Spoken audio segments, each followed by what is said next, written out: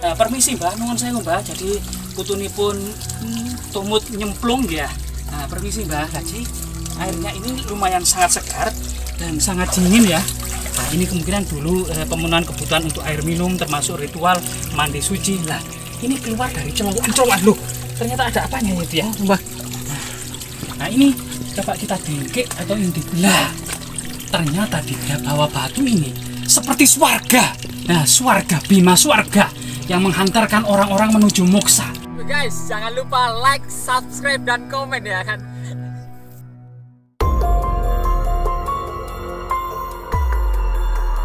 Dari sini kampung-kampung dan persawahan terlihat dari atas begitu elok. Karena kita saat ini berada di bukit kecil ya. Juga ini merupakan bagian dari pegunungan Kendeng Selatan. Ini berada di Tulungagung kita. Dan di lokasi ini banyak hal-hal yang mistis maupun penuh misteri. Termasuk tangga batu alam yang menyerupai punggung tangga raksasa, punggung naga raksasa. Nah, ini sama teman-teman, luar biasa.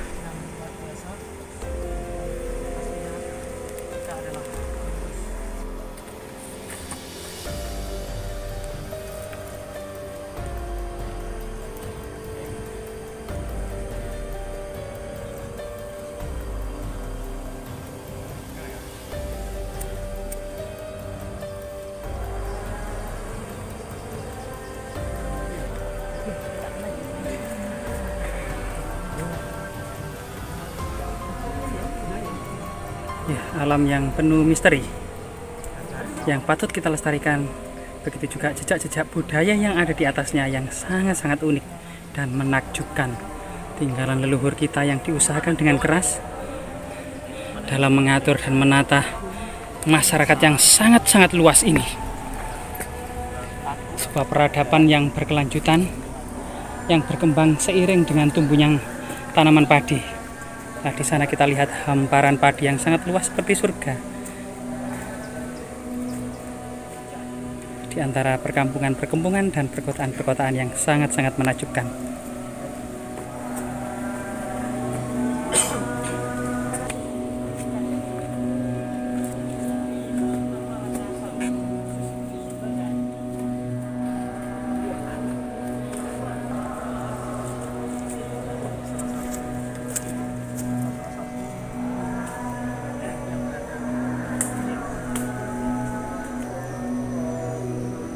Kita di sini mendapati batu kura-kura raksasa.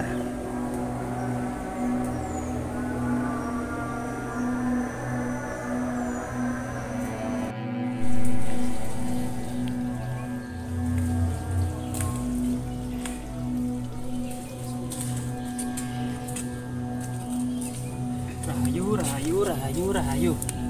Ya, di lokasi ini banyak sekali fragmen tembikar dan batu bata kuno berbagai ukuran.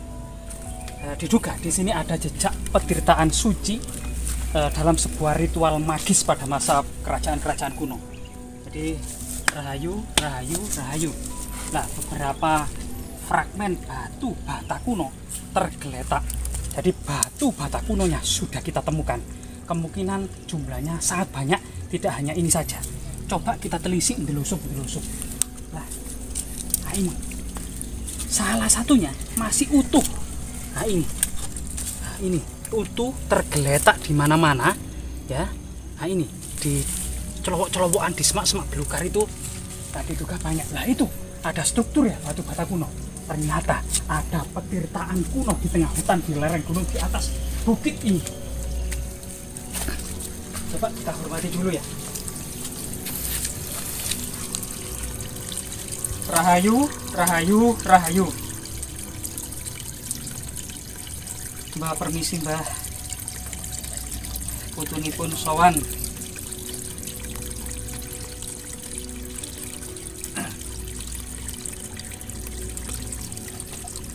Ya, di lokasi ini ternyata sangat ajaib dan sangat unik ya. Sebuah jejak petirtaan kuno menampung air suci, tirta amerta, diduga air keabadian. Ya, sebentar saya tak ngambil senter karena itu ada semacam gua. Air keluar dari gua atau mulut batu. Coba berisik ya.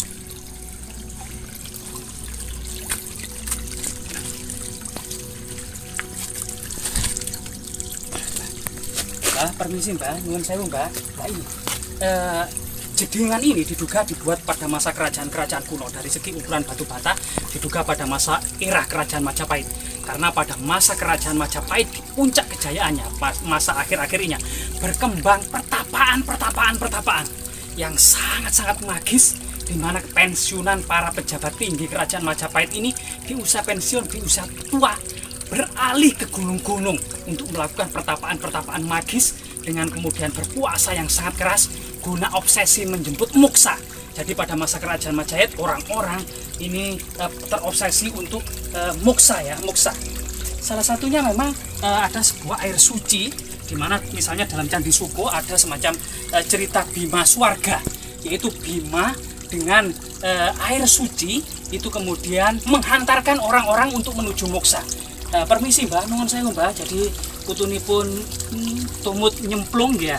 Nah, permisi Mbak. Jadi airnya ini lumayan sangat segar dan sangat dingin ya. Nah, ini kemungkinan dulu pemenuhan kebutuhan untuk air minum termasuk ritual mandi suci. Lah, ini keluar dari celowokan loh.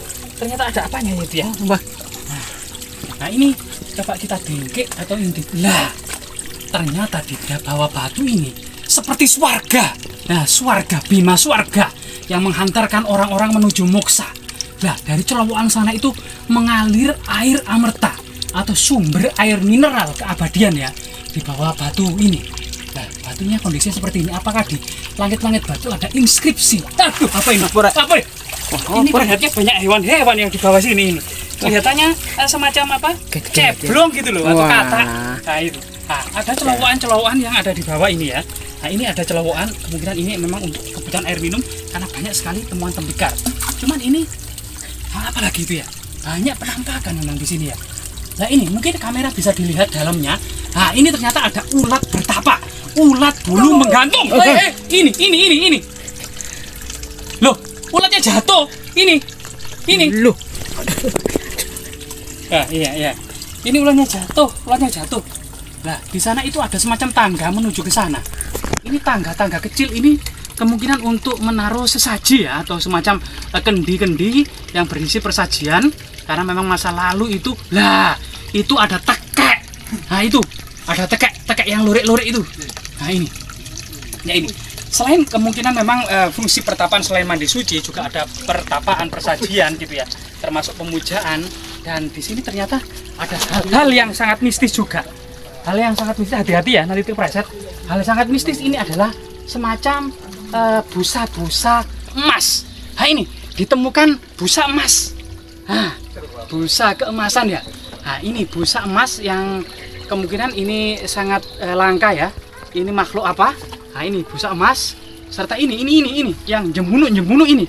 Nah ini warnanya kuning keemas-emasan. Juga ada yang menggantung sangat besar. Lah ini. Lah.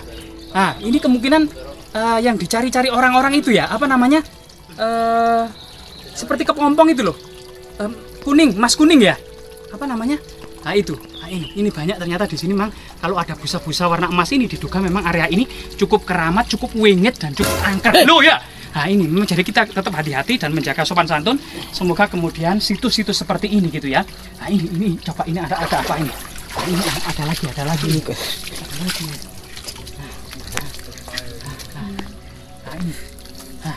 Nah, kemungkinan ada inskripsi deh di sini ya. Bukan ini, ternyata hewan-hewan ini ya. Nah ini. Nah, semoga memang situs-situs ini tetap lestari, tetap pelihara gitu ya.